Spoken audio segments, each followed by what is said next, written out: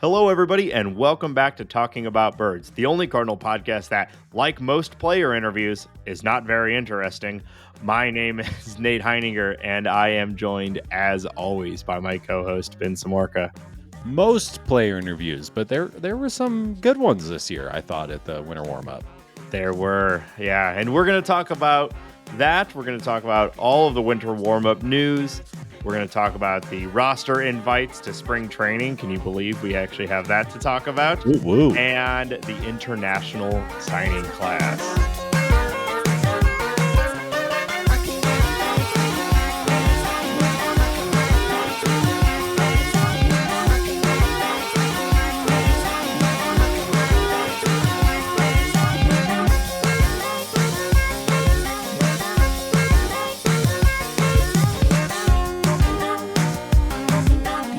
If you have an idea for the opening bit, tweet us at Talk About Birds.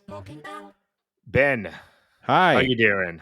How you doing today? Well, I think we should just get right into the weather, Nate. How's the weather going in your neck of the woods? Oh, I'm just so glad. We really want to front load this episode. I'll tell you, it's been a rainy day here in St. Louis. Wow. Yeah. Yeah, I mean, there's not much to talk about in baseball world, so let's just hit the weather of our local areas and kind of see what happens. No, Ben, I know you're trying to breeze past it, but I'm not going to let you get away with it. Now, we know you're a famous holiday hater. You despise most holidays and general merriment. But a big day just happened. It was your birthday just a couple days ago. Happy birthday, Benny boy. Thanks, Old Gorilla here's completed another year around the sun. Yeah. How you feeling? Are you a big birthday Ben? You big birthday boy, or what do you do for your birthday? Yeah, so this probably plays into my grouchy persona, or maybe selfish persona. But while I am kind of out on a lot of birthdays or holidays, I'm very pro birthday. Because you know what? You get one day a year, Nate. You get one day a year. I know you pretty get that starved. day. Yeah, you're pretty starved for attention and so that makes sense. And my lovely wife makes me a key lime pie every year, which is my favorite dessert.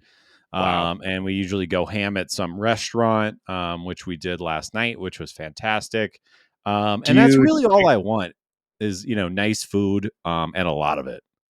What's your birthday order here? Is it mostly ham or is it ham? You said you go ham at restaurants. Yeah. So we've got the ham. What else are you getting? Well, I'm going to disappoint you because we actually went to a sushi restaurant last night.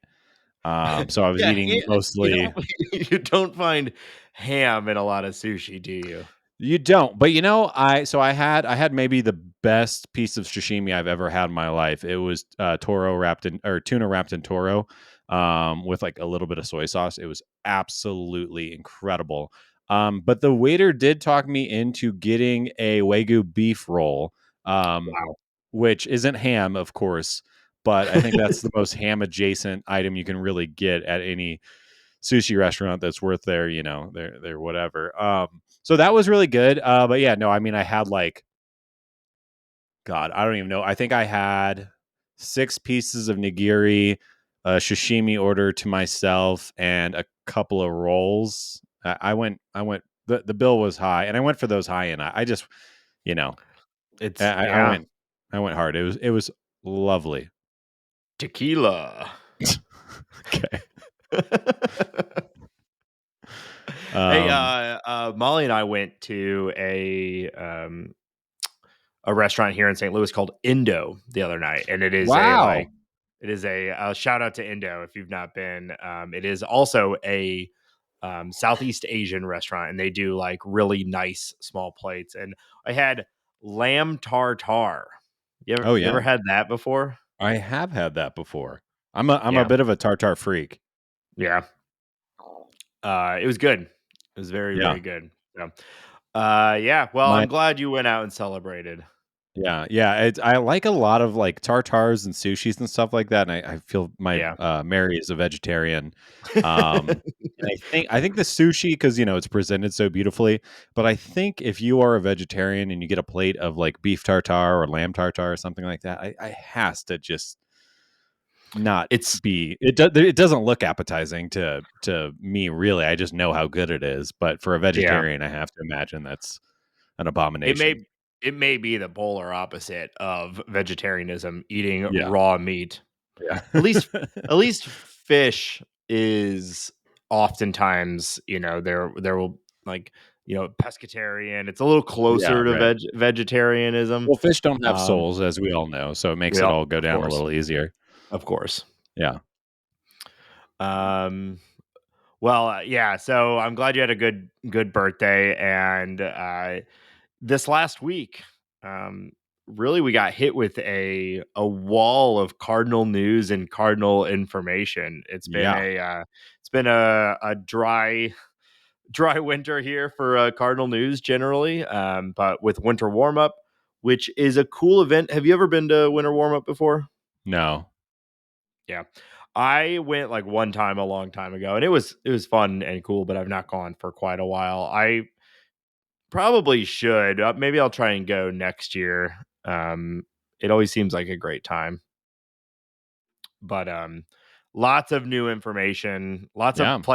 lots of aforementioned player interviews, some pretty good ones. So we're gonna try to go down and hit the big points of discussion that have come out Yeah. of this winter warm up. Yeah, and honestly, I don't think we're going to really capture everything in this chat. I think we might even have to revisit because so much happened this winter warm up. But I think we have at least the noteworthy big news type things that we can chat about, and we'll see what kind of develops as the weeks go on, and we can kind of sift through. There's just so much to sift through. There's so many conversations. There's articles on Yeah. articles. So yeah, we'll hit the, I guess, at least what we view as the most important things. Yeah. So what do you want to talk about first? Yeah, I think, anytime these happen, it's nice to have Mo and company, the DeWitts. They're being asked questions directly from reporters, and the DeWitts even made themselves available to fans.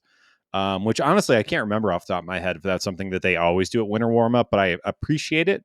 And more teams than should do that. A little tangent. I don't know if you were paying attention over the weekend. The Orioles kind of had a similar event, and Peter Angelos was asked a question. The Orioles owner was asked a question about the payroll and when they're going to spend and invest in the team, and he flipped out on a fan, like in front of a bunch of cameras and reporters, saying I that somehow they're, missed that, but I yeah, will definitely check that out. very good content right there. But the Cardinals owners are not like that. I saw a couple articles kind of calling them out as Wall Street types. And I think what people mean by that is they're, not necessarily cold, but very calculated. Like, we don't know what John Mozeliak is like. We don't know what the DeWitts are like. They have this on screen or in interview persona that I think that they use to shield themselves. But like, I think Cardinals fans know it's like an iceberg. We know 10% of what's going on in John Mozeliak's brain and in his life and Right. his personality, and he presents himself in a very specific way. Um, it- Hey, oh, I gotta pick the right bow tie for. Well, ultimately, I think I selected the right bow tie. Okay, thanks for candidly, coming. Can't yeah. um, Well, candidly, we think this bow tie sets us up for the right, um, for a chance to win the bow tie championship. I All right. I I I push back. I don't think John Mozeliak has ever been truly candid in his entire life, unless he's like with his wife or something. I like he's such an odd dude. Yeah, I don't think you if you're really gonna be being candid usually doesn't start with the word "to be candid" or Right. "candidly." It's like saying, like, "I'm not racist, but," Yeah, yeah, like exactly. Yeah, it is.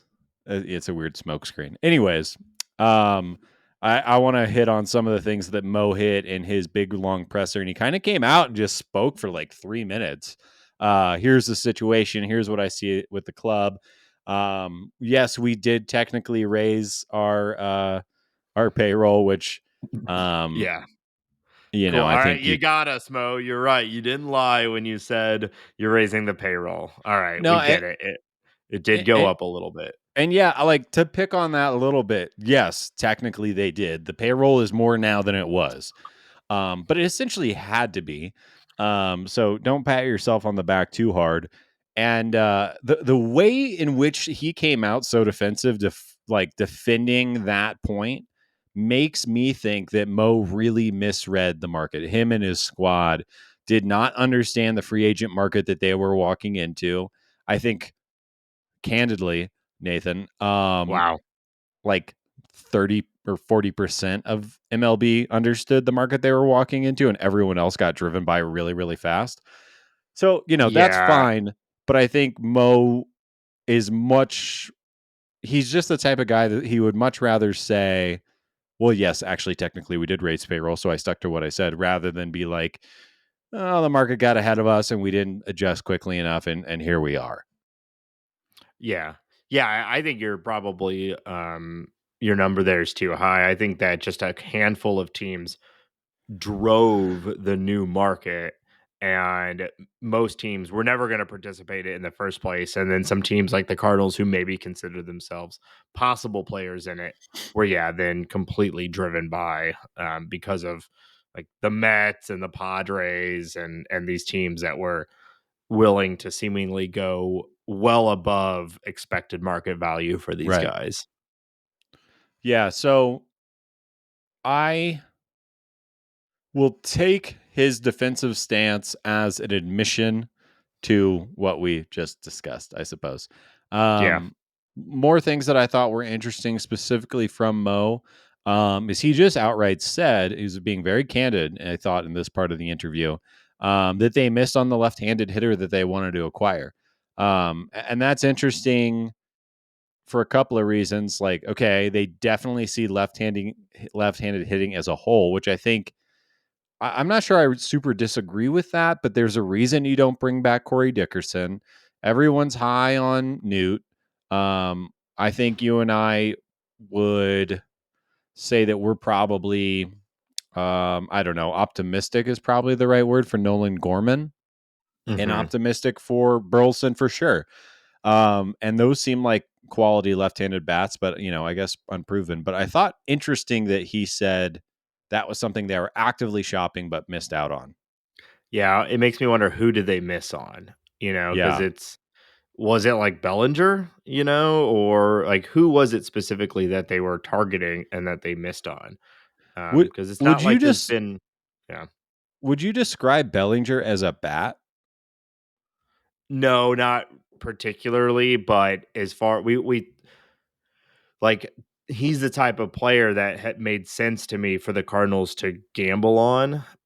We don't need any more of these like middle floor guys. We need someone who could possibly break out or reach some sort of insane ceiling. And it made sense to me that Bellinger, like, I would like a Bellinger signing Yeah. more than a Dickerson signing, even if more dice rolls result in Dickerson being like more valuable. I'd rather take that like lower percentage outcome where Bellinger bounces back and is fantastic and like changes Right. the entire makeup of the team than the like outcome where Corey Dickerson has a fantastic 1.5 WAR season. Yeah. Yeah, and it's funny because like we hit on last week, we talked about some left-handers that are still available, and David Peralta is still available. Rougned Odor, Tyler Naquin, Edwin Rios. There are low-level left-handed hitters out there. So yeah, it makes me think like I don't know, Adam Frazier, Michael Brantley type, like that kind of tier. Like we know Jock Peterson accepted the qualifying offer, so he was never really available. Yeah. There's no way the Cardinals were going to go get Benintendi for the kind of deal he ended up landing. Same thing Did for Nemo. Like Matt That's what I'm Carpenter, was Matt wondering. Carpenter in the Yeah. conversation?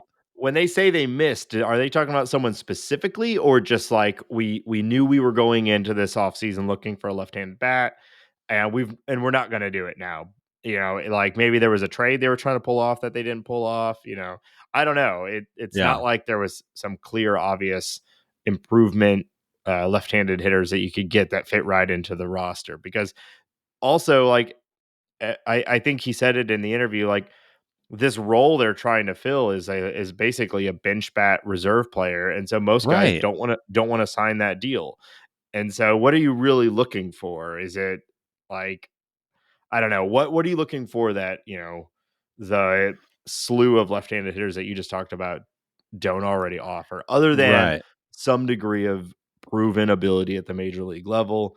But most of these guys that you're looking at have their own set of issues, which is why Yeah. they're available and still out there. Yeah, I think your point about like the desirability of coming to the Cardinals when you're like an early 30s bench player is probably really low, right? Like you're going to be competing with, if you're an outfielder, five young guys whose ceilings are probably all much higher than yours, meaning that if they start to hit, they will get playing time over you.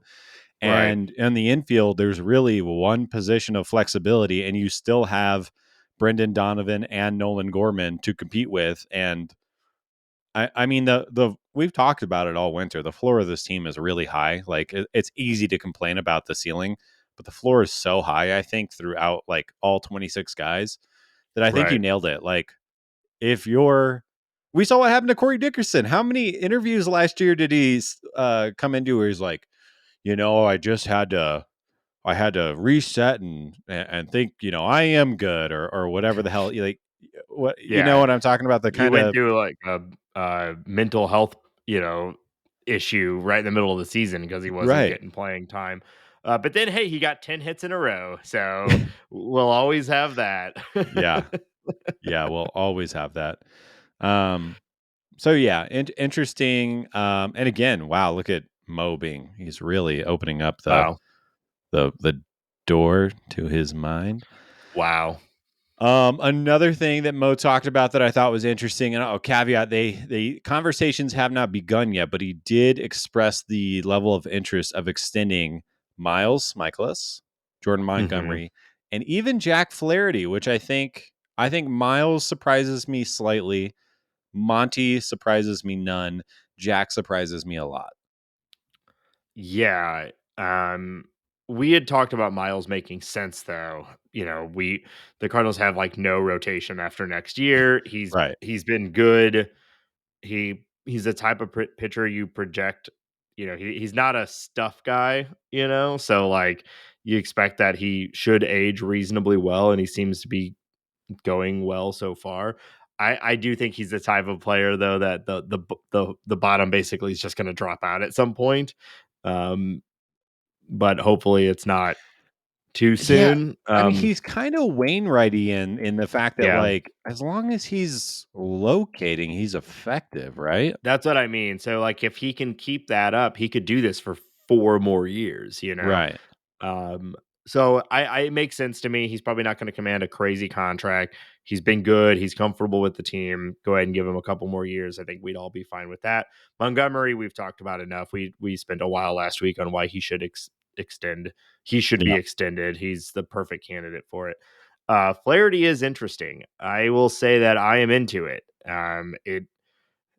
His hopefully right now is as low as his value is going to be for the rest of his time as a Cardinal.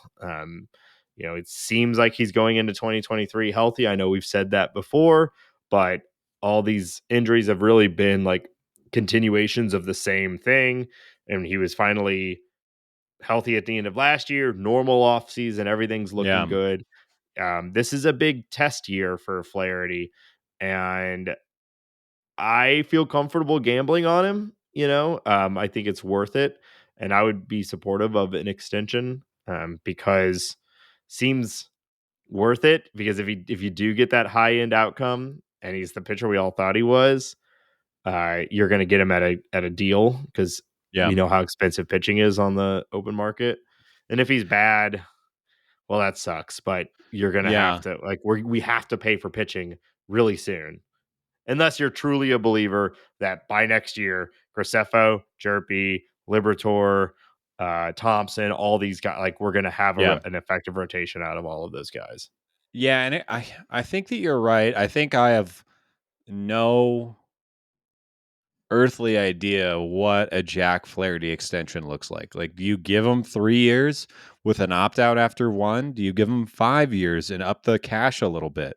Yeah. But I do think it fits into the model that we've seen the DeWitts and Mo kind of run since '96. Like, you think of the pitch, like there's always been kind of a legacy pitcher to kind of, I don't know, pass the baton. And I'm not sure if the legacy aspect is so much a part of that as like the predictability and the knowing the pitcher. And I mean, you know, if you have a player on your team, you know their health better than anyone else. Like, Right.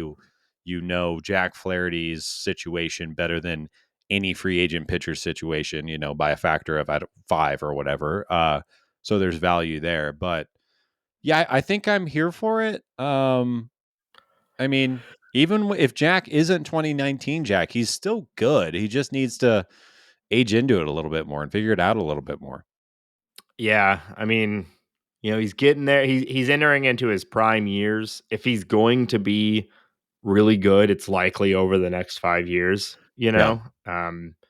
It's a super strange situations, pitchers are How vulnerable and he's been one of the most. So y- hopefully there was he's a not anymore, but it's hard to there say. was a time when the Cardinals had it was Dakota Hudson, Zach Allen, Sandy Alcantara, and Jack Flaherty all kind of coming up around the same time, with Jack being a little bit behind those other guys. And how disappointing would it to be to have Dakota Hudson, the only one that's really stuck around, and then Jack Flaherty go to the Giants next year and put up a Cy Young season? Like, I think Yeah. I'd be ripping my hair out. I mean, I know you can't really do anything about the Ozuna trade at this point, but man, that would hurt. Yeah. Yeah. I mean, it was a good trade at the time, but boy, howdy, is it, is it, yeah, Like, it is think if it would have worst been, possible outcome. yeah, if the Cardinals kept Sandy and Gallen and traded Jack Flaherty and Dakota Hudson, at the time we would have been like, no, what are you doing? Yeah. But if everything played out the same, we'd have a ace 1, ace 2, and Yeah. you know, I don't know, Dakota Hudson would probably still be the 4th starter for the Marlins. I am the thing that makes me feel better is that I am of the belief that Sandy Alcantara became what he is because of the Marlins pitching development and the time he had to Yeah. pitch in a bad team's rotation. I am not convinced It, that if he had stayed a Cardinal, he would have progressed the same that he has with the Marlins. it But does make that go down smoother to have that thought process. because remember when he was traded, he was a high fluctuation reliever, Yeah. right? Uh-huh. And that's part of why he was traded. And we've all Cardinals always have those guys. It's like what we do is we make these, hard throwing relievers who blow up and are out of the league really quickly. Right. And then, of course, somehow he becomes, a Cy Young winner. And Yeah. but what the Marlins do is they develop starting pitching really, Yeah. really well. So I think they found something with him, and he was traded 4 years ago, and Yeah. so he was in the Marlins developmental system for years before he became what he is now. Yeah. So who knows what he would be as a Cardinal? But that is, of course, I think partly, Yeah. good sound theory, and then Yeah. also a nice wash of homerism and like unwilling to believe that Yeah. this trade is as bad as it has turned out to be. Yeah. Yeah. I'm not a masochist. I'm gonna take the same medicine you're taking. I'm with you Yeah. on that. I'll say Nate's 100% right. Yep. They sprinkle their Marlins goo all over Alcantara. They made him, I don't know, eat the fish that used to be behind home plate, and he became Yeah, a that's super what it powerful is. starting pitcher. So again, Um, Marlin's goo. Did you have some on your sushi? Did you have any Marlin goo? It's you know, they were sold out. The market price, you know, it just it was ah all sold out by the time I got there, so I had to settle for the Toro. yeah. Um, I get it. I get it. Shipping costs oh, and supply chain. supply chain. Yep. Um, so talking about those 3 pitchers, I wanted to focus on Jack Flaherty a little bit. He had a very emotional presser. And what I thought was most interesting about it is that he There are two things that made him emotional, and one was the fact that he was essentially sidelined for all of Yachty's last year, and he was talking about the idea of like how special pitching to Yachty is, how great of a teammate Yachty is, and just how much of a disappointment that he really was a non-factor in Yachty's last season. And Yeah. he talked about the idea of, the second time the Cardinals have been bounced out of the playoffs with him sitting in the bullpen not doing anything. And then he also got similarly emotional when talking about Adam Wainwright. And I think wanting to be a part of this year, wanting to be a part of Waino's final year. And I think that Cardinals fans are weirdly hard on Jack Flaherty. I don't fully understand why, but I think explain it to me, please, if you understand better than me. But like seeing him speak so passionately publicly about those legacy players and about wanting to compete, like, how do you not like this guy? How do you not want to be? This is the guy I want going out every 5 days. Like, assuming health, blah blah blah blah blah. But I don't know. I saw that fire again. Yeah. I I don't love know. Jack Flaherty, and as far like personality and yeah, his personality, the way he speaks, the way he carries himself, everything that I want on a Cardinal player. My concerns about like extending him is purely a performance thing, but I'd be into it. I have a theory, and this could be wrong. Yeah, But I mean, I kind of think that the reason Jack Flaherty gets a lot more shit than other Cardinal players is because he is an incredibly outspoken person who has yeah, made his opinions about social matters very clear. And I think that that has rubbed a lot of people yeah, wrong. And that is, whether they care to admit it or recognize it, I think that is an undercurrent on people's perspective on Jack yeah, Flaherty. And that is why people don't like, why they react so aggressively to everything that he does, because he has chosen to use his platform to be very pro yeah, a variety of different social movements, ones that you and I are also very supportive of, yeah, and it makes me like Jack Flaherty even more. But just the way our world works right now, if you make any statement in any direction, there's a population who are going to dislike you, yeah.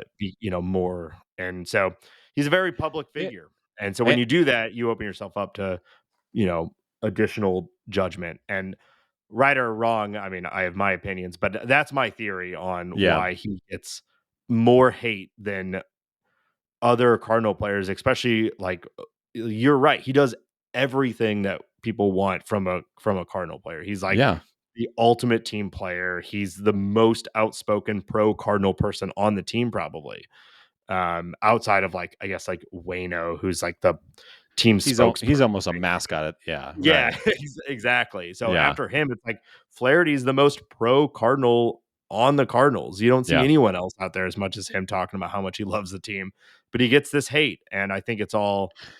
I mean, I think part yeah, of it is just the low performance. yeah. That doesn't help for Also, sure. it Yeah, doesn't help, yeah. um, but it's not like Alex Reyes got this type of hate. Right.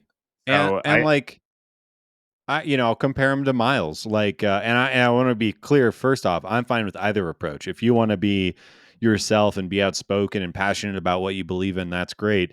And if you want to start a post game presser by saying, "Oh, you're in big cowboy mode and you were cowabunga," with your slider, and you just want to be this total aloof weirdo, I think that that's great too.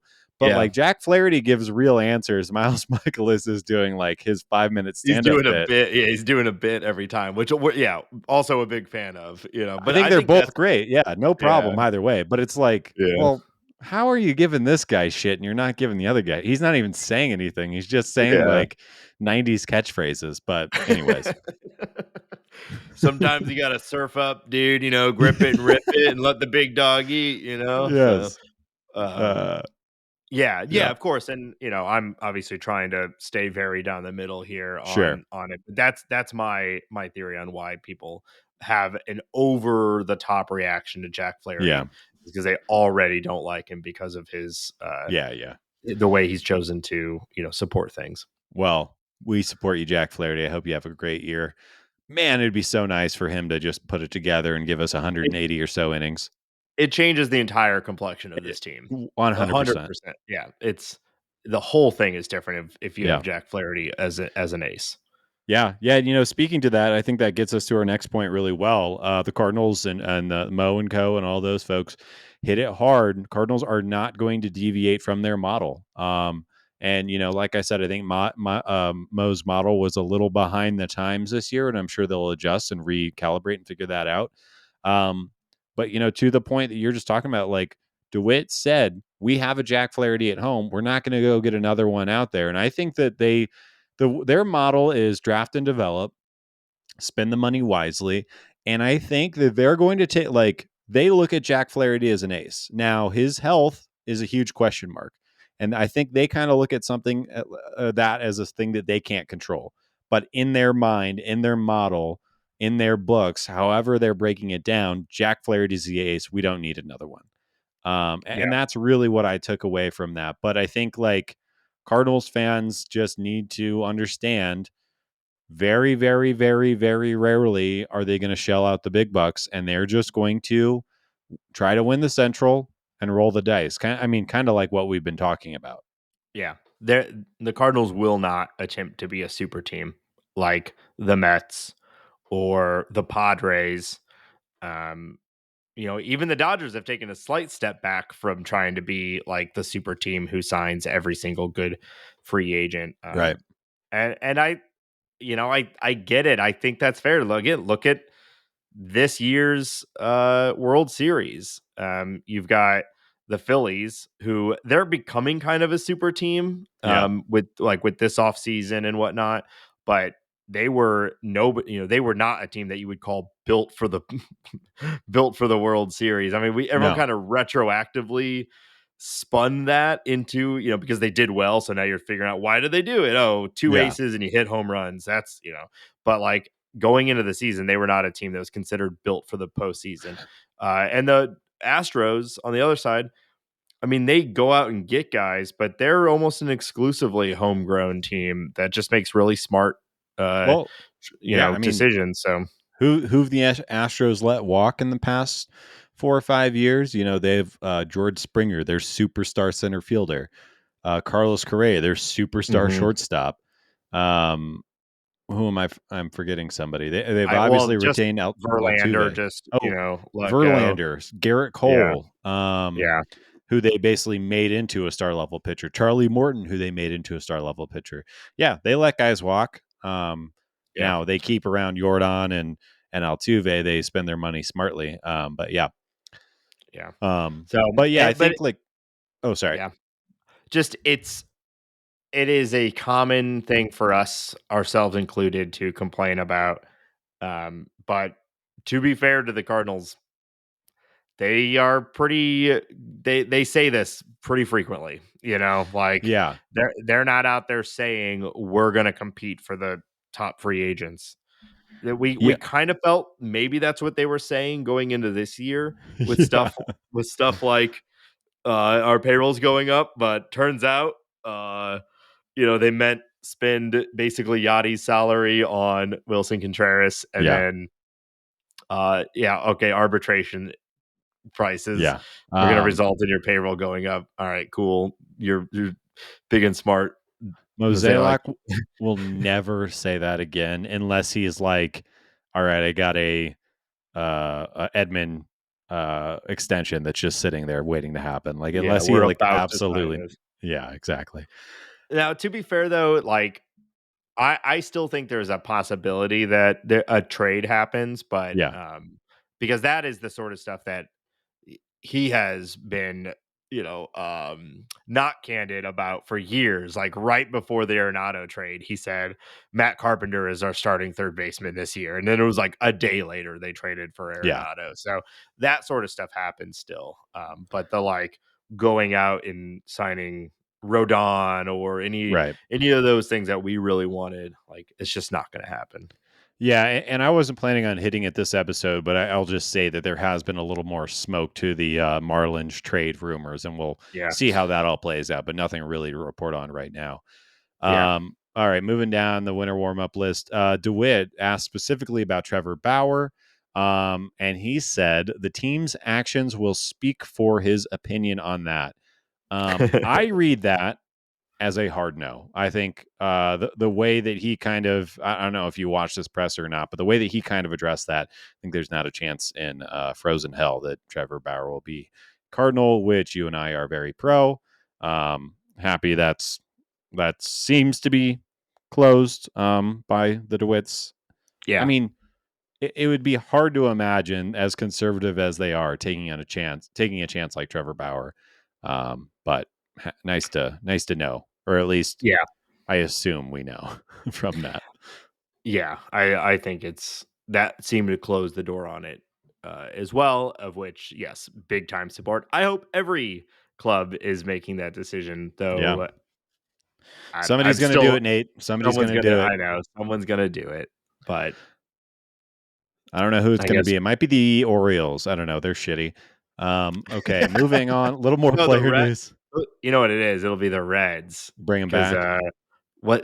their owner is also a piece of shit. So Yeah. it's someone who will be like, I not only like Trevor Bauer aligns with my own. You know. Uh, yeah. All right, back to some player stuff that happened. Paulie D was quite the star at the winter warm up. Um, so two interesting things. Paulie D's been in Florida working on his swing. He has actually made massive changes, at least what he's calling massive changes. I was trying to scour the internet for video of said changes, and I couldn't find anything. But he said that he's gotten rid of his leg kick. He's basically just changing his entire load. He was talking about watching videos of people like Paul Goldschmidt, Mark McGuire, and this idea of understanding how to use his legs to the ground to get power, which I'm not like a hitting mechanist or anything like that, but I kind of thought that was how every player did it. Like, I feel like I've heard my whole life, like the power comes from the legs, Yeah. whether you're pitching or hitting. So I thought that was kind of interesting. Um, but then also he admitted that he had been extremely resistant to change prior to this offseason, which I think is the part that bugs me the most. I know that these players can be stubborn and set in their ways, but when you've had declining performance since your debut and you refuse to make a change, I would love to understand the psyche of what the hell's going on there. Well, it's all wrapped up in the insanity that it takes to get to the major league level, right? It's like, and the sort of fame that follows it. Paul DeJong was the best player on every team he played for until he Right. got to, probably double or triple A, and then he's a big league shortstop who's almost immediately an all-star. So like he spent the majority of his life being one of the best athletes that probably anyone he knows has ever been around, right? And so there's this other attitude, which is keep doing what got you here, Right. you know, which is pretty common. You hear that from coaches a lot as well. So he probably has in one ear, he has, you need to make a change. It's not working. And then you have another ear, you need to go back to what got you here. Right. And I'm sure that that's a difficult thing. And then you have to do it in real time on camera against the best athletes in the world. So there's a lot there. And when Right. we had Tara on the show over the summer, and we talked about that. Like Paul DeJong is clearly a guy who it's all mental, right? He Right. has the physical ability, but every swing is a mental exercise. There's like nothing natural about it, Right. It's a calculated moment every single swing, and if he's exactly right, then he is incredible. And if there's any slight problem, he's just total trash, right? Yeah. So Yeah. I don't know. The resistant to change though, what's weird is we had the exact same story from Matt Carpenter. So it also makes me think like, is there something about the Cardinals messaging that people are struggling with? Like, Right. do we need like to Well, use some, do we need better change management? Uh Ben, do we I need mean, what's going on here? you're right. But then we have the two superstars. I mean, how well documented was their change, their bat change? They're going to this lab and that lab and getting all this stuff. Like Arenado and Goldsmith Schmidt, like put in the work. Like they are like, I want to change. Yeah. Give me whatever I can. So it's hard for me to believe. Like if usually you think those guys are setting the tone. Like, Yeah. hey, if it's good enough for Paul Goldschmidt, it's good enough for me. I like it's really hard, and obviously, I'm not a elite level athlete who makes millions of dollars by being an athlete. So What? it's yeah, right. So it's easy for me to sit here and say this. It just kind of blows my mind Yeah. to when I hear things like that. I agree with you. I mean, the standard thing just in life that you hear is like you need to be ready to change and adapt, and that's how people improve, right? Right. But athletics, especially at the elite level, it's just such a weird balance of these like, confidence and consistency is spoken about as much, if not more, than like willingness to change and grow and Yeah. adapt. Um, and yeah, you would certainly think Yeah. you're looking at some of the best of all time on your own team and their willingness to change. You certainly think you'd be like, well, I'll have what he's having, but yeah, doesn't seem Sure. to be going that way all the time. Speaking of some of the best of all time, Matt Holliday, since we last talked, has resigned from bench coach and then subsequently been replaced by Super Joe McEwing. If you're not familiar with Joe McEwing, he was a Cardinal in the early 90s, went on to have a career with the Mets, played with the Royals in Houston for a little bit, and has been a coach for like 15 years in various different disciplines. He was with the White Sox last year, didn't have a job. I will say, first off, I think that Joe McEwing is an excellent signing. I think it's, you're kind of replacing a guy who has absolutely no coaching experience with a guy who has a ton of coaching experience and fits within that kind of role that we were talking about this maybe a month or so ago. But I'm looking at Joe McEwing's stats. When you're the type of guy that has 1,700 big league at bats and point eight WAR, you're a coach. Like, right? That's like the only Yeah. way that you get to play that long by being that and being that average is if you are, you know what you're talking about. You're smart. You're easy to be around. People like you, and you can help make other players better. So that being said, I think. Well, I guess I'll let you. How are you feeling about the Joe McEwing signing? Yeah, I think it's great. If we hadn't had the Matt Holliday signing, I'd be just as happy with Joe McEwing. I think we'd all be pretty excited about the signing. So, in a vacuum, that decision alone, I think, is a great one. Yeah. I'm excited to have him with the team. Should be fun.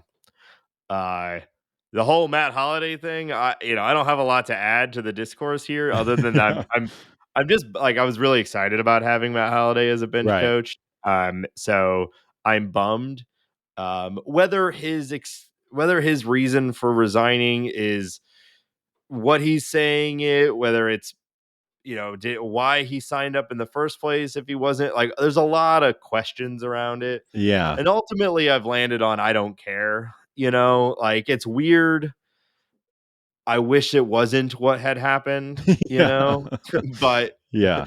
but there's a lot of people out there trying to speculate and trying to like, read between the lines and like I don't know. It's too weird and ultimately it doesn't matter, we never had it. So it's, at least he quit now. Who knows? Yes, So that's the right take. Yeah, at yeah, least it happened before spring training started.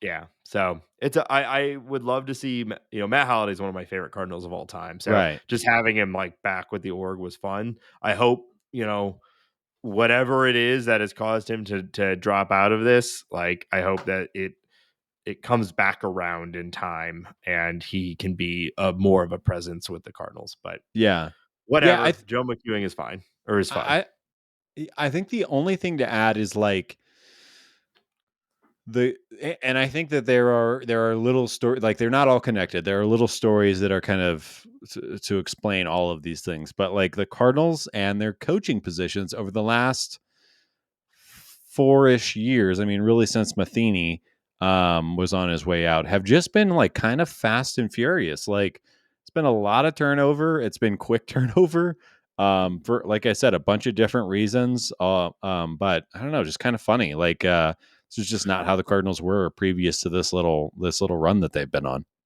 Yeah.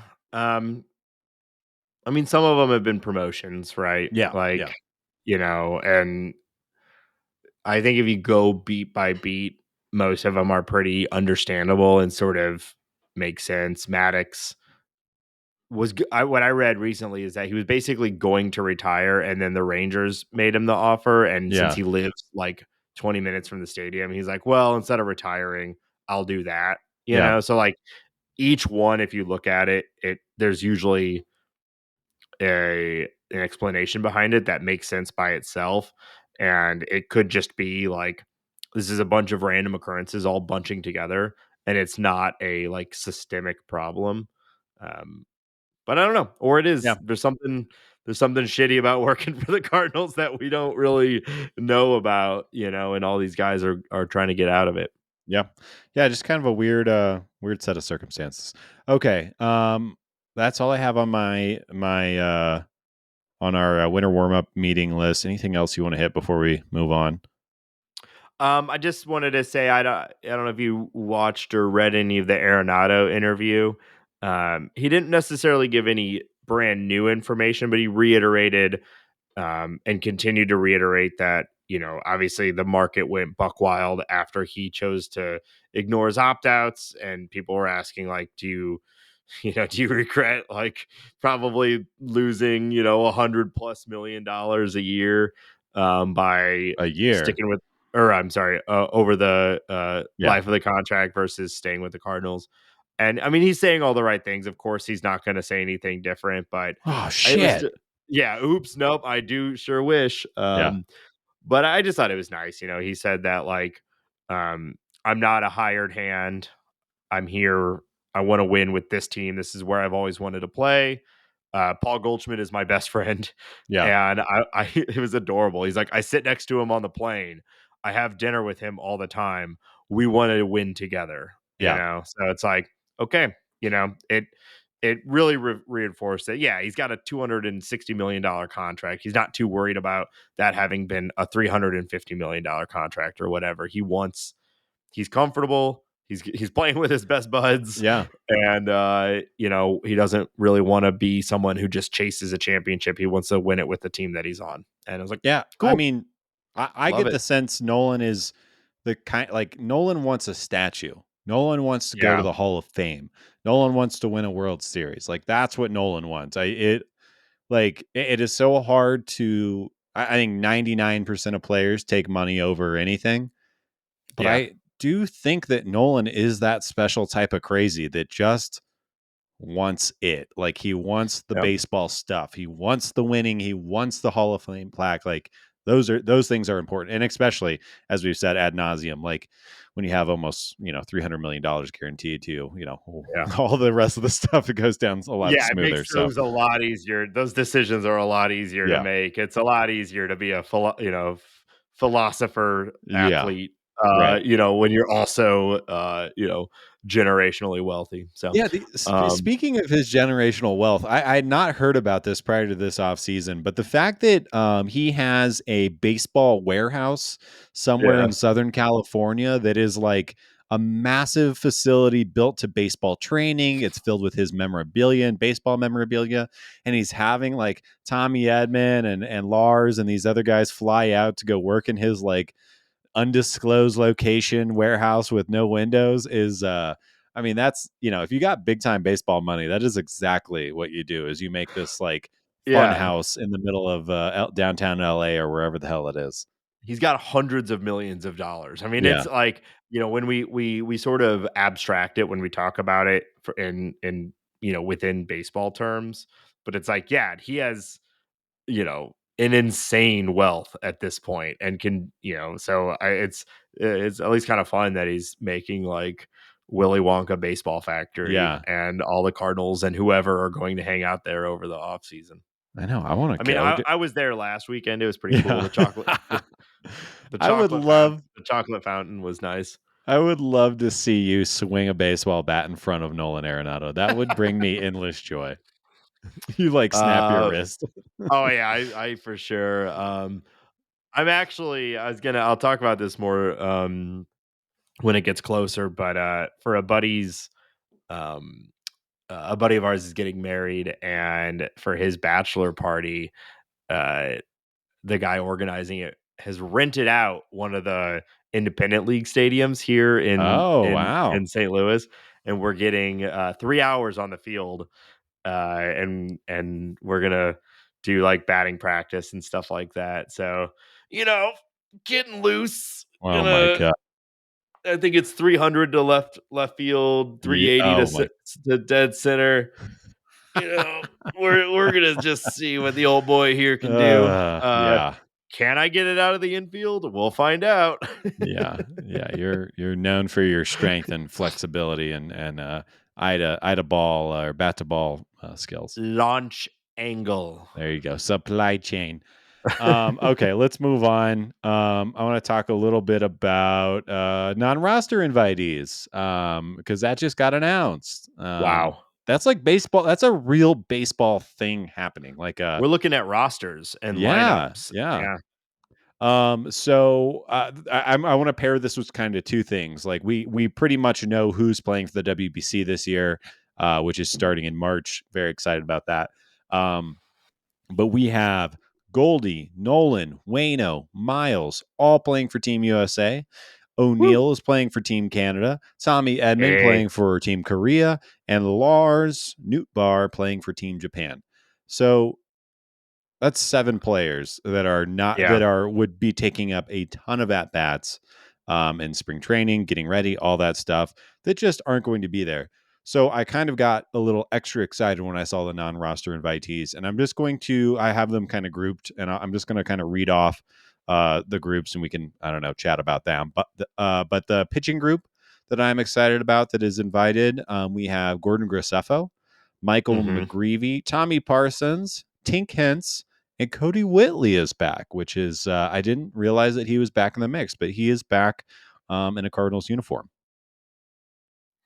Yeah, I mean, there's a lot to be excited about there. I mean, honestly, all of them, but I think we're all really interested to see Tink Hence, Yeah, against these guys. They had a lot of kid gloves on him, as they yeah, say, last year. He didn't throw a lot of innings. Everything was very controlled and very reserved, but he is flying up yes, prospect he lists is. right now, and really interested to see him in spring with alongside the rest of the team. And then, yeah, I mean, we're expecting likely to see Graceffo, maybe McGreevy in the majors this year. So this will be a little bit of an early look at what that Yeah, might look like in the big league roster. yeah, yeah. I think I'm fully aligned. Most excited to see Tink Hence because of the stuff and everything, and Hmm. he seems just awesome. But yeah, I mean, like I don't think it's too out of the realm if Gordon Graceffo or Tommy Parsons looks really good in spring. Would not be surprised if they break the spring training with the club and Yeah. go up. And maybe those are in bullpen positions. Maybe they're pushing somebody out of a starting job. I don't totally know. I think we'll just I think count on at least somebody getting hopefully hurt. it's bullpen, right? Hopefully they're Yeah, breaking camp with bullpen because that means we got out of spring with the healthy rotation. yeah. But yeah, I mean, how long they're in the bullpen, we'll see. Right. Yeah, and there's also like it's been such a long time since we've had a WBC. Like, be curious to see how Wayno and Miles come out of that as far as their readiness. Like, are they going to come out of the WBC and be ready to pitch 6 innings, 7 innings right away? Are they going to have to like kind of do some Yeah, tune-up games, or are they going to have to do some piggyback games where like, Ueno starts the game, goes 3 innings, and Miles comes in and does 3 innings. Like, I have no idea what that's going to look like. Obviously, well, I think we'll learn more once camp it's gets going. it's been a while since we've had a WBC, obviously, but from my recollection and some of the early reporting on this too, is that the managers in the WBC, particularly with the people who are going back to professional ball, they try to use them in a similar capacity to what they would have been used in spring training. Right. It's not going to be exactly the same, but the sort of ramp up is likely to happen, or at least they're going to try to do that similar ramp up so they can. So it's sort of like an alternate spring training, just a more competitive spring training. But yeah, we'll see. I mean, also just thinking about last year, like it seems so far away now, but the lockout Yeah. resulted in a really strange April for most of the starting rotation as well. So might see some of the things we saw then here as well. Yeah. Yeah, right. Moving down the list, a couple of catchers, and we talked about both of these catchers with Kyle a few weeks back. But Pedro Pedro Pages, Yeah, and Pahis. Yeah, Yeah, it looks like if you've never heard his name before, it is on paper in English looks like pages, but it Pedro is Pages, yeah. yeah, Pedro Pages, but it is pronounced, I believe it's Pahis. Pahis. Yeah. And Jimmy Crooks, who I think I was Jimmy Crooks. moderately excited about Jimmy Crooks, and then I think that chat with Kyle kind of got me really on the Jimmy Crooks train. And everyone knows you need a lot of catchers, and they're going to be playing a lot in spring training. So I'm excited to see both of these guys perform. Pajes is a kind of a glove first guy with a little bit of a bat. And I think, per our conversation, I think Jimmy Crooks could be total package, kind of a offensive and defensive kind of force. And he's young. He's only been affiliated ball for 1 year. But big boy, strong boy, does a lot of things that we're excited about. I'm really excited to see him play. I think that the assumption that the backup catching position is locked up by Kisner is incorrect. Yeah. Um, if I you're mean, it the has to Cardinals, be. yeah, that's exactly what I was going to say. You have to be considering these guys to break camp as the starting backup catcher. And we don't know what Wilson Contreras' usage will be. Um, whoever this is might end up with 50 starts at catcher, Yeah. even with Wilson Contreras being healthy all year.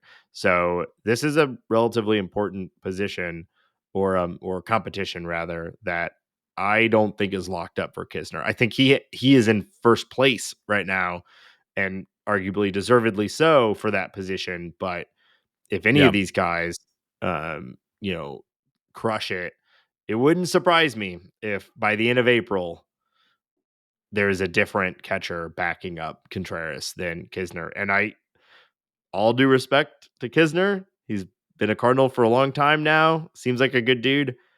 I hope it's someone else Yeah. because I think we got enough last year to know what is Kisner, Yeah. and I think it's time to.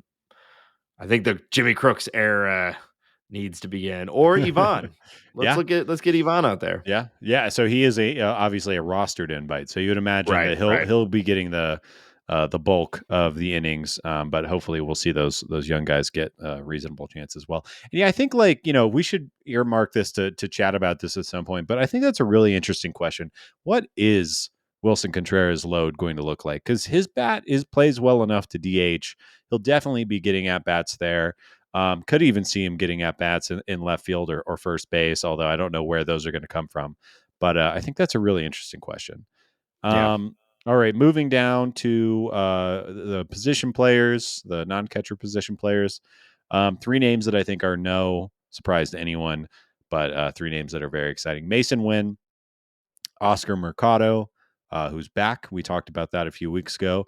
And of course, Jordan Walker, the big guy who had to go back. Man, what an exciting winter warm up he had. Like, he is just so Yeah. charming and affable, and see him taking pictures with He, people all around yeah. St. Louis. And he was talking about how excited he is to go play in Bush.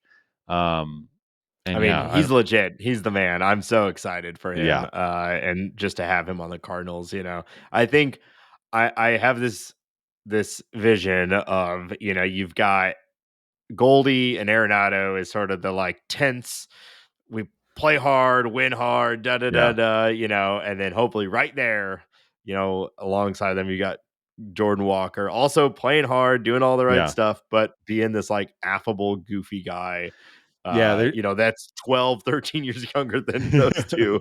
Also, it, I'm really excited about it. yeah, it's gonna be like O'Neill, Arenado, Goldie looking serious and being serious, and then you're gonna have like Wayno, Walker, and Lars Nootbaar who are like, you know, sticking gum on each other and goofing off and playing to the Oh, camera they and all. they they got in the taffy again. Yeah, exactly.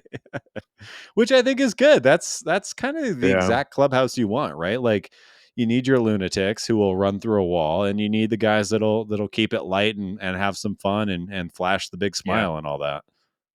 Yeah, and I mean the Cardinals are all over it. They're like the headline was like ready for St. Louis Yeah, for Jordan Walker. I mean, they're not now, when he makes it to St. Louis, they're not saying, but they are priming everyone for like it's soon. No matter what, it's soon. Is it April? Is it July or is it September? Like, we'll see, but yeah, the path is there, and yeah. it's the hype machine has started. Yeah, and back to the other guys. I think I feel like what an interesting question Walker will be.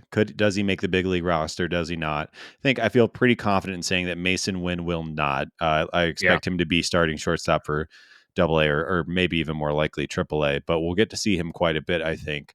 Um, and I guess maybe there's a scenario where he just plays with his hair on fire and, Tommy's your second baseman and we figure the rest out. But Oscar Mercado, I think, is an interesting question. I'm not giving up on Oscar Mercado. I think that, he has some big league success. He still has the tools. He's still young. I mean, and he's enough of a player that the Cardinals are inviting him. And I think that, maybe he's a depth piece at AAA, but maybe he's an impactful player. He's got a skill set that doesn't really jump off the page, but he can play center. He can run. He can hit for average. We hope. I'm kind of, I don't know. I want to be optimistic about Oscar Mercado. I want something to happen there. why can't I quit you, Yeah, Oscar I know. Mercado? Yeah. Yeah. I think that's it. Is uh I didn't get to see oh, it play out in a Cardinals uniform. Maybe yeah, that's really all it is. yeah, it's he's like number 9 on the outfield depth chart right now, but Yeah. you never know, right?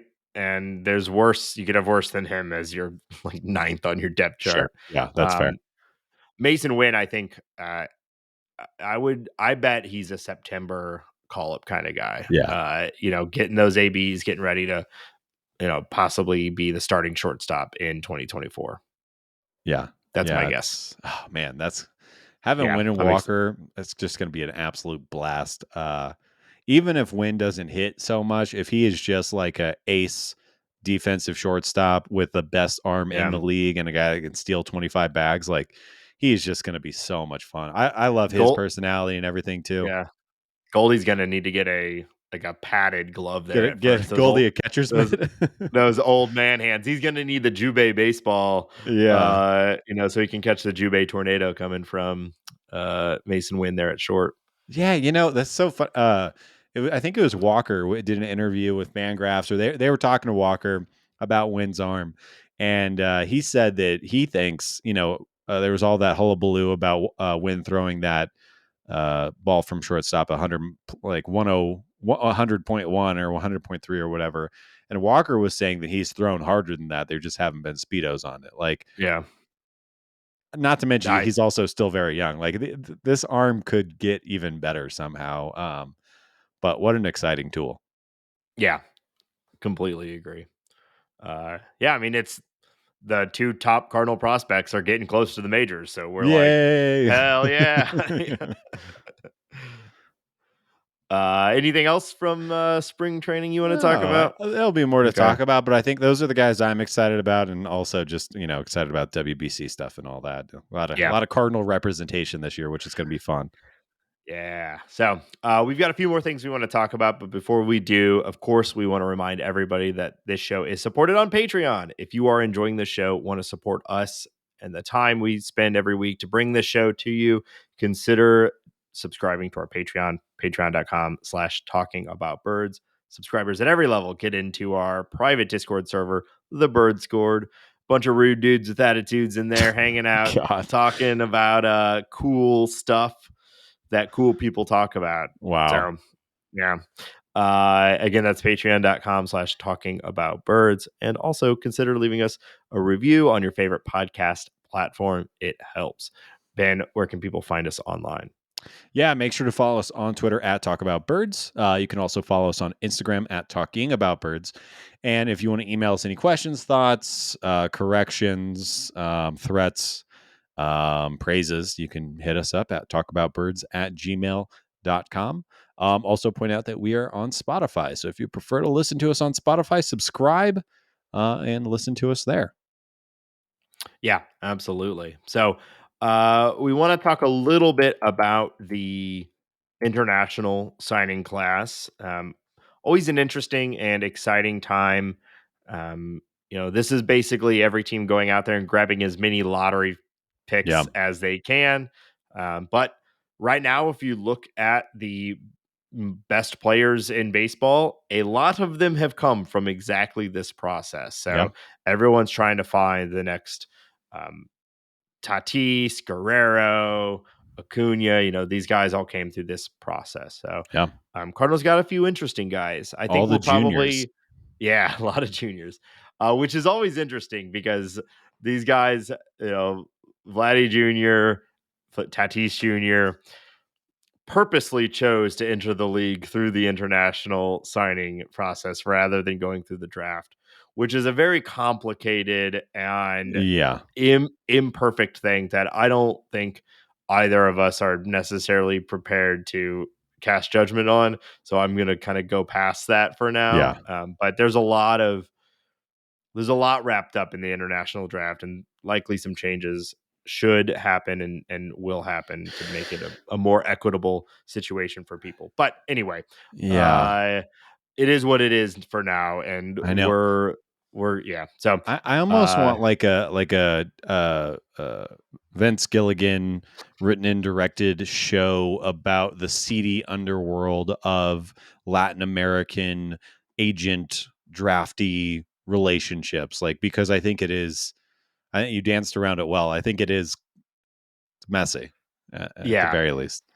but there's also from the players and from the people involved, there's some things that make it better than the way the Yeah. college draft system works too. So I Yep. think it's mostly exploitive and it's mostly bad, but there's some things that are good about it too. But anyway, Yeah. Yeah. the who do you want to talk about that the Yeah. Cardinals So acquire? I don't think we need to get into these too much. Like, most of these kids are 16, 17, 18 years old. But I did just want to highlight a few that are particularly interesting or kind of pop off the page.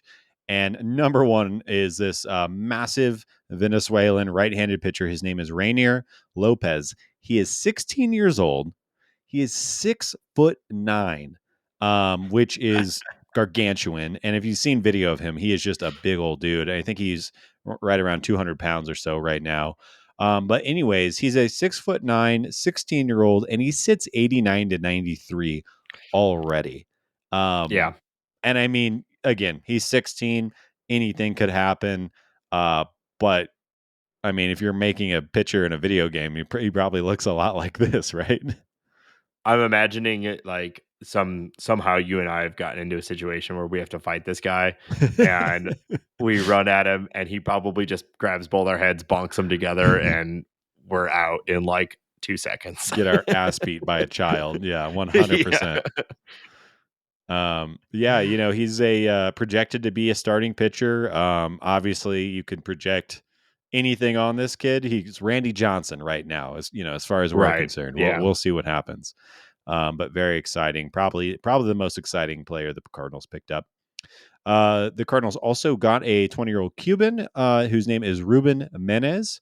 Power fastball, 94, 96, and a good slider. I think what's particularly exciting about this is the Cardinals are drafting or signing Cuban players again, which has kind of not really happened since like Yeah. Rosarena. What is also exciting about this is that he had a deal in place with the Astros. A little complication hit, and the Cardinals swooped in there and Got him. snuck him out of there. Yeah, which is kind of fun. Yeah, it's like we were talking about it the other day. Anytime you find out like the Rays or the Astros or the Dodgers are wanted or had a player and something happened and now the Cardinals have him, you're like, all right, okay. So some other, validation that people think this guy will be good. Yeah, yeah. I'll take that all the way. They also drafted Hansel Almonte. He's a 6'1", 17-year-old from the Dominican Republic who is getting comps comparing him to Starling Marte, center fielder. Now, obviously, it's easy to comp a 17-year-old. There's a lot to go on. Caveat, caveat, caveat. But I Yeah. saw Starling Marte comp, and that, I mean, how do you not get excited about that? That's one of the most exciting players in baseball still. Yeah, and I appreciate a comp like that too because it's comping someone to a really, really good baseball player, but it's also not the like normal comps that we get where they're like, this kid is Bob Gibson 2.0. Here Right. comes the next Pedro Martinez. Like anytime someone comps a young player to like these Hall of Fame Yeah. guys, it's like stop. Like it's not helping Yeah. anybody, It just sets horrible expectations. And obviously, comping a 17-year-old to Starling Marte is ridiculous too, but at least it's like, okay, it's a current player who was really, really good and has basically had like a normal career path of like Yeah. came up, was good for a while, had some peak years, and then it has declined like most players. It's Right. like everybody would be lucky to turn out like Starling Marte, but it's also not an absurd comp that is unreasonable and will never happen. Yeah. Yeah. Yeah, this guy's, if Kenny Lofton and Barry Bonds became the same player. Yeah. Yeah, Yeah. exactly. Yeah, and then moving that last guy I wanted to talk about, shortstop. His name is Bracewell Tavares.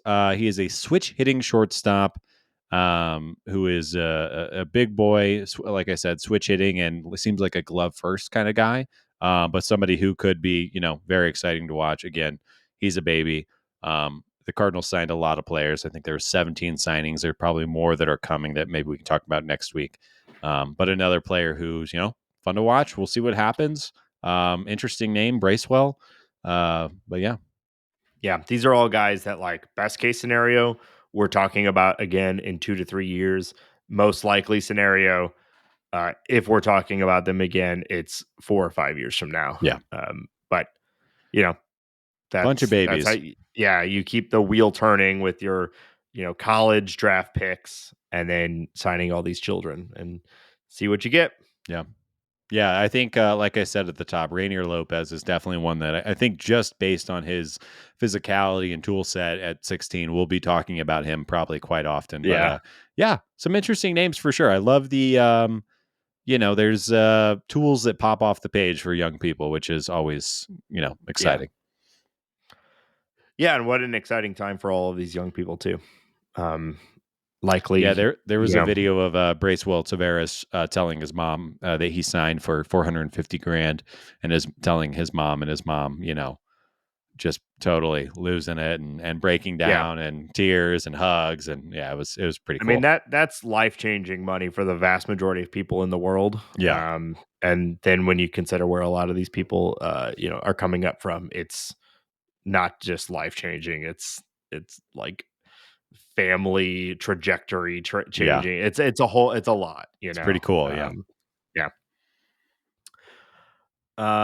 Yeah, so we'll see where this goes. Always a fun time. So yeah, I think there's a few off season or a few things happening around the league that we wanted to touch on real quick. A lot of the free agent signings are starting to dry up, but there's still a few out there that are worth discussing. it's fun. It has just been a steady stream all off season. Yeah. But yeah, like you said, most of the big names are gone now. But yeah, let's hit former Cardinal and fantasy football legend Tommy Pham agrees to a 1-year deal with the Mets for $6 million. the the Tommy Pham revenge tour continues. He's Hell bringing yeah. the show to New York, Broadway, baby. Yeah, I think it's probably a good signing for the Mets. Like Probably, he still hits the ball hard. He's still a good player. yeah. I mean, we'll see how he handles the personnel side of being in New York, and I don't know. I think he's gonna end up ripping some fans in half, but it's probably good for everyone. I think Showalter and Pham is a good fit, though. I feel like Yeah, I don't know, Buck and I think they'll just get along. I think yeah, they'll be all right. Speaking of former Cardinals, the Reds signed Luke Weaver to a 1-year deal. It's a weird deal that if he makes it on the team, he gets $2 million. Um, I'll just say my opinion is I think Luke Weaver pitching in that ballpark is going to go really poorly for Luke Weaver, but it's a job. yeah, yep. Kind of the exact same opinion. I mean, couple $1 million. Like what a disappointing outcome for Luke Weaver's Yeah. career. But he's going from one tough ballpark to another. So even worse though. Still can't believe we traded him and Carson Kelly for Goldschmidt essentially. It's just Yeah, I un, mean, there's a unbelievable pair. trade. There's an alternate universe where Luke Weaver is a really good starting pitcher and Carson Kelly is a really good back, catcher, and all of it was for 1 year of Right. Rolly, if you remember. But obviously, what a steal! Didn't go that way, Sti- yeah. yep. The Pirates do a great move. I think this is the Pirates' best move in a very long time. They signed Andrew McCutchen to a 1-year deal, bringing him back home. He texted Bob Nutting and said, "Let's get it done, Bob." And Bob finally did something that was not like actively antagonistic towards their fans, and brought McCutchen back. It's just a 1-year deal. I think it's like $5 million. But I think this is just a excellent deal. Kind of weird, but I get it from McCutchen's standpoint, especially watching Albert and Yachty last year. Yeah, I mean, this has got to be a retirement or near retirement choice, right? Like he's just looking to fade out his career at the place that he got his most fame and his most of his success. So, Yeah, yeah, it's fun. I mean, Andrew McCutcheon's awesome, huge fan. So hopefully he has a good year and for the Pirates and can kind of have the last year or two or how. I mean, he hasn't said he's retiring or anything, yeah. but definitely feels like I'm getting ready to retire signing. Yeah, yeah. I'm curious. It's funny. I was looking at like he still hits the ball pretty hard. He still has a great eye. His sprint speed, I was shocked by this, is 90th percentile in baseball. He still has some tools. Yeah. We'll see what happens. It's highly likely that he gets to 300 home runs this year. Um, but yeah, we'll see what happens. But yeah, I think it's a great deal. Um, and yeah, honestly, I think he's gonna like put O'Neal Cruz and Cabrian Hayes under his wing, and it'll be a great story, and I'm looking forward to it. Yeah. The Dodgers trade for Miguel Rojas, who is he's off now a former Marlins shortstop. But I assume that this means that they don't believe in Gavin Lux at shortstop, so they went and got kind of an everyday club first shortstop, which is kind of interesting. Yeah, it's the Dodgers kind of Yeah. laying low this season. Yeah. Um, and Miguel Rojas was actually originally a Dodger. Yeah, They traded him in the D Gordon trade this is back the real back in the day. come home story over Andrew McCutchen. Yeah.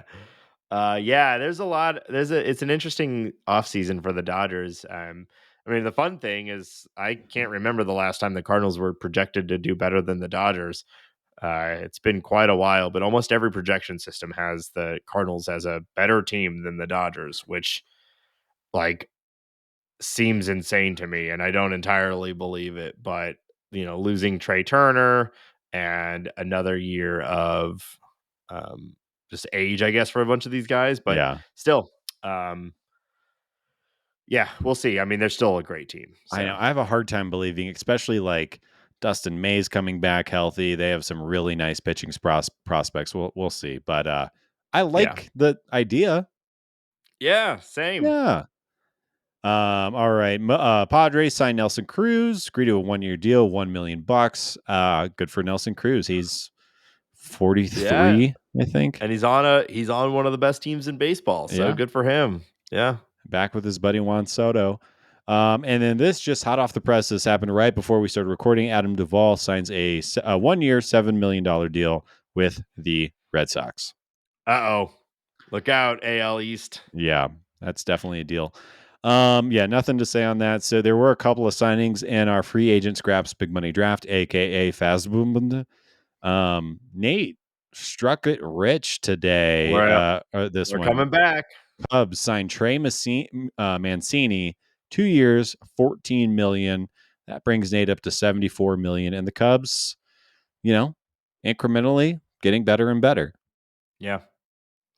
Yeah, we both thought he was going to get basically exactly the Brandon Belt deal, Yeah, 1 year 9, and he got 2.7-ish each, so a little lower on yeah, the AAV, but for our purposes, 14 overall. I'll take yeah. it. You'll Getting take that close. all I day. am 8 million behind you now, and we both have 2 players left to sign. Yeah. Yeah. So speaking of, the Brewers signed Brian Anderson, 1 year, 3.5 million. Man, you look at his baseball savant page alone and you think he'd get more than that. Um, Yeah. Probably a good play for the Brewers, honestly. I think this will probably work out well for him. He's, I think, an underrated player. He hits the ball hard. One Yeah. of the best arms in baseball. We'll see what happens. But yeah, Nate is at 74 million. I'm at 82.2. And I have Danny Duffy and Elvis Andrus remaining. Nate has Jerkson Profar and Michael Waka, which I think those could be some big money guys in there. I think right now I don't know. Waka and Profar are going to make some money. I think you're sitting in a good spot, but we'll see what happens. Yeah. We'll see. It's going to be close. It's going to be So, close. which is makes it more fun. So, all right. Well, we're going to wrap up this episode with another game of sorts. Ben, I've got a real throwback for you. I actually found the sound effect of this game from when we did the show back in like 2014. Wow. So we're returning to a little segment that we called If You Had To. If you had to. I don't remember this at all. Yeah. I, So I this think is I remember the sound effect. Yeah, this is less like a game where I'm going to be quizzing you and like trying to get you to, like a win or a lose, and more Yeah. just a thought experiment. So I saw this going around on Twitter and I thought it was kind of fun. So I thought, Okay. we could do it here. So if you had to build a starting lineup with a single starting pitcher and a closer of your favorite Cardinals, who would you pick? But the caveat is it has to be Cardinals that played during your existence while you were alive, right? So you Okay. can't, there's, so for you and I, basically Cardinals from the late 80s going on. So Okay. you're picking your favorite Cardinal for each position. Okay. Um, Favorite Cardinal for each position. Not. I thought originally I heard it as I had to pick a pitcher to play all positions, but it's just my favorite oh, Cardinal per position. yeah, like a Okay. full, a starting lineup and a Okay. pitcher and a closer. Yeah. So I figure we'll just go around the horn here Yeah. and we'll pick our favorites. Okay. And I'll go along with you. So All right. Yeah. we'll start on the like the lineup side, and we'll end with the pitcher. So Okay. probably the easy one, but who you doing as catcher? Who's your starting catcher for Jason LaRue. Yeah, like I said, easy, obvious Easy. choice. Duh. Yeah. Oh, and for the purposes of this, we will do a DH. It'll be kind of like your auxiliary player. Who do you Okay. want at All right. DH? So, all right, catcher. We're both going Yachty, right? You got to go Yachty. What Cardinal fan isn't going Yachty? You didn't like my pick? No, you can go Jason LaRue. That's All right. fine. All right, I'm going Yachty. You've got Jason LaRue. All right. First base, Mark McGuire. McGuire. That's your pick. Yeah. Well, you'll see my bullshit later, but yeah, Mark McGuire for first base. You're gonna do like Pujols in left field, aren't you? No. Okay. Um, yeah, I think. He's Big Mac, baby. Yeah, it's hard. I mean, that's a great pick. Big Mac's awesome. I'm gonna go Pujols. Ugh, Yeah. so boring. I know it's boring, but come on. I mean, Fair. it's Yeah. Pujols. Second base. Now, second base has been such a This is where it gets interesting. it does. But if I had to pick a favorite of mine, because there's been so many, I think I'll go. It's tough. I think I'll go Fernando Vina. Okay. I mean, he's stuck there for a while. Makes a little more sense, but I don't know. Like everyone else has only been there for a second. He was at least there for a few years. So yeah, I'll go Fernando Vina. I'll take that. Vina's a great pick. Vina was right around where I was thinking too. But ultimately, I know a lot of this is recency bias. I'm going to solve for that a little bit later, but I got to go Colton Wong. Sure. Colton Wong Yeah. was I mean, how much fun did we have with Colton Wong as a second baseman? Yeah, no, So, Colton Wong's a great pick. I love me some K Wong. He's gonna have a great year with the Mariners this year. yeah. All right, shortstop. I mean, technically, Probably look up the time period because it was a short time period where he had that restaurant called Ozzy's. Did you ever go to that? yes. Oh, Yeah, definitely went to Ozzy's on birthdays, and I remember yeah, getting a baseball shaped cake. nice. I one time was there and he was there and I like chased him down through the middle of the restaurant with a napkin and got him to autograph this napkin that I don't really know where it is anymore, but the memory of chasing him down to get the napkin I still have very strongly. Sure, yeah, that So sounds yeah, beautiful. Ozzie Smith, my favorite Cardinal shirt. I've worn it to like 100 something games. It's falling apart is my Ozzie Smith t-shirt. So yeah, Ozzie's my favorite Gross. player. So Yeah, yeah. Never watched it. All right. Third base. third base. I love Matt Carpenter so much. I love Nolan Arenado. Do I like Nolan Arenado more than I like Scott Rowland? What a interesting. Yeah. Um, I think I do. Yeah, I'm gonna say Nolan. Yeah. I love Scott Rowland. He's a Hall of Famer, one of the best Cardinals of all time. But I just like Nolan better. Yeah, I was really coming down to the same, and I think they're both fantastic defenders, and that's what really puts them to that next level, Right. right? And but I think the way at which Arenado plays the frenetic insanity that he has Yeah. compared to Roland's like sturdy quality makes me just enjoy watching Arenado more. So I have to align with you on Yeah. this one, Arenado. Um, left field. Left field's an easy one for me. Ray Langford all day. I feel like he was just the man when I was growing up. So I got to give it to Ray. See, I was going to say Ray Langford too, but I was going to put him for center field. Well, I think of him as a left fielder, though. I guess. Yeah, I know I'm going to look up which has he played more, and you're probably right. Yeah, he's I thought played. Yeah, only 450 games in left field, 1138 in center field. So you're I thought probably right, but I'm gonna bend the rules and I'm gonna make Ray Langford my left fielder. I was probably going to do that with someone here in a little bit, so that's Yeah, fine. So my left fielder, I got to go Matt Holliday. I said it yeah, before. I know it's not the most fun. Like for from fun purposes, I usually try to include like who I enjoyed the most is probably something with a flashy defense. Pretty much every pick we've had has been like an elite defender, yeah, but just Matt Holliday was like one of my favorite players before he was a Cardinal, and then he was a Cardinal and he was awesome and now Cardinal Hall of Famer. And so if I'm picking my lineup, you gotta have Matt Holliday in it. yeah, All right, center field. So my center fielder was Ray Langford. yeah, I'm taking Ray Langford in center field all day, every day. Obviously, shout out to Jim Edmonds.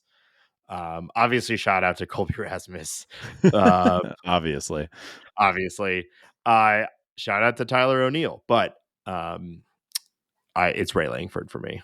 Yeah, Jimmy ball game was mine for a mile away. Just some of those catches, home run robberies, that playoff home run that he hit. Yeah, Jimmy ball game all day. Yeah. All right, right field. Okay, I'm gonna go. It's just a player that I love. So I was gonna go with JD Drew originally because I was at JD Drew's first game, and I remember my dad pointing out what was happening and this top prospect and blah blah blah, and everyone's giving him a standing ovation. That's really cemented in my brain. But I love Ryan Ludwig.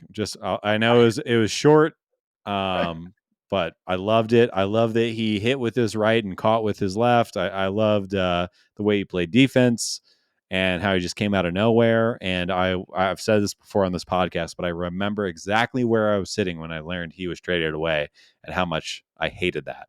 Yeah. So yeah, this is an emotional pick, but I'm going with Ryan Ludwig.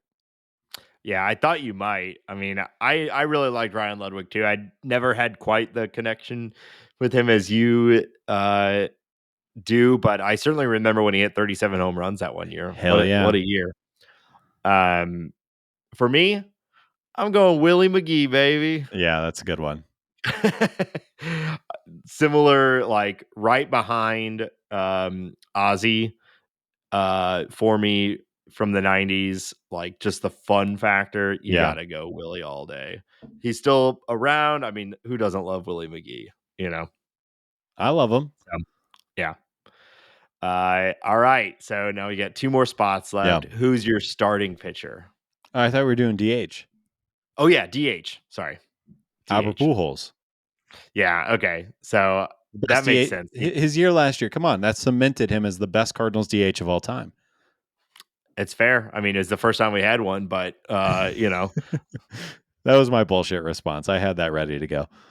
Well, I'm going to do something similar because I could have just swapped these around, but I'm going Paul Goldschmidt as my DH. Okay. Similar to what I said about Matt Holliday, I've been a huge Paul Goldschmidt fan basically since his rookie year. He was one of my favorite non-Cardinal players, and then the Cardinals acquired him, and the rest is history. Paul Goldschmidt, 40 career games at DH, but sure, Nate, you can bend the rules however you want. Yep. Thank you. I said at the beginning, this first of all is my game, so the rule. Okay. I create the rules. I said at the beginning the DH is basically you can put anyone you want there. All right. So, actually, I take it back. Ryan Terrio, come on down. Stud. He was DH on the World Series winning Cardinals. So sure. Ryan the Riot. The Riot. Former Cubby. All right. You love him. Yep. You love him. All right, starting pitcher. Yeah, this one is obviously a lot harder. There's a lot of names out there. I think it has to be Chris Carpenter for me, though. Just like everything. He is like, I think, one of the coolest players to ever play for the Cardinals. Should be a Hall of Famer, if he had health and everything went different. But I just love Chris Carpenter. So he's an easy choice for me. Yeah. It's really hard to argue with Chris Carpenter. And then after Chris Carpenter, I think it becomes pretty clear there's Adam Wainwright is probably like, it's like 1A and 1B as far as like of the last 30 years. I mean, there's some other guys out there, but that's definitely who I think of first. But you know what I'm going to do, Ben? I'm going to pick, I think, the Cardinal that I had the most fun watching. And this is a very specific moment when they were great and the whole world was in front of them. And we all thought this was the next ace of the Cardinals staff, Carlos Martinez, when the 1.5 years when he looked like the best pitcher. I mean, I was a huge Carmar fan, and I know it all went downhill from there, but I'm going Carmar. Everything was fun. It was electric. Okay. So, who's your closer? Yeah. I mean, I guess you could question my closer take too, but when he was hot, and I was here for it. Trevor Rosenthal was, I Yeah. thought, like the secret weapon of the Cardinals when that was happening, and then obviously the injuries and everything. But I love Trevor Rosenthal. I want him to come back. Yeah. Yeah. I mean, that was more rare at the time. The guy coming out throwing like he did. Yeah, it was a ton of fun. I'm picking Jason Mott. I Loved it. almost picked Jason Ma. Then I pulled up his baseball Yeah. reference and saw that he really only had 1 year, but he was Yeah. great. He was great that year. I love Jason Mott. He had the big beard. He was basically blind, which I Yeah. loved. I felt a certain kinship with him on that one. He wouldn't wear his glasses or his contacts because he didn't feel like he could pitch well, and so you'd see Yachty with the like super bright pink Yeah. nail polish on because that was the best way for Mott to be able to see the signs. And I just love this idea of a guy who, for his time threw really hard and like couldn't really see the catcher. And he's the closer on a World Series championship team. Yeah. I mean, I love it. I love Jason Mott. So yeah, I mean, not a long run as far as the position goes, but still, he was there for a big Hey. one. Yeah. No, no question. Yeah. All right. Well, hey, if you have an idea for, what's your favorite lineup, tweet us or email us. Let us know. We'd love to hear it. I know we have some listeners who have a broader range of players to choose from as well, or even a shorter range of players to choose from. Let us know who your favorite lineup would be. I won though, right? Let me check the stats. Nobody wins on this show, man. Fair enough. It's like Alien versus Predator. Nobody wins, but it's just me and you. Doesn't the audience win? No, nobody wins in Aliens versus Predator. All right. I saw that in theaters. Sick. Not great. Anyway,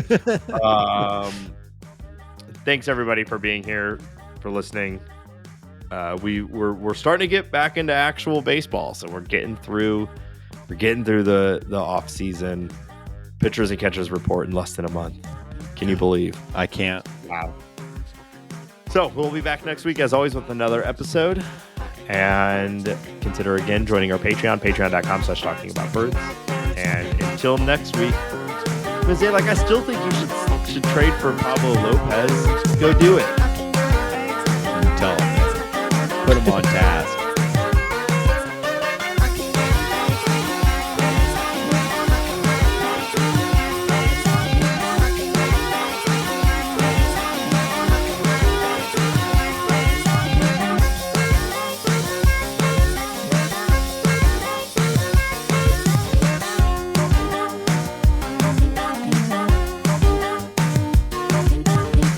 Talking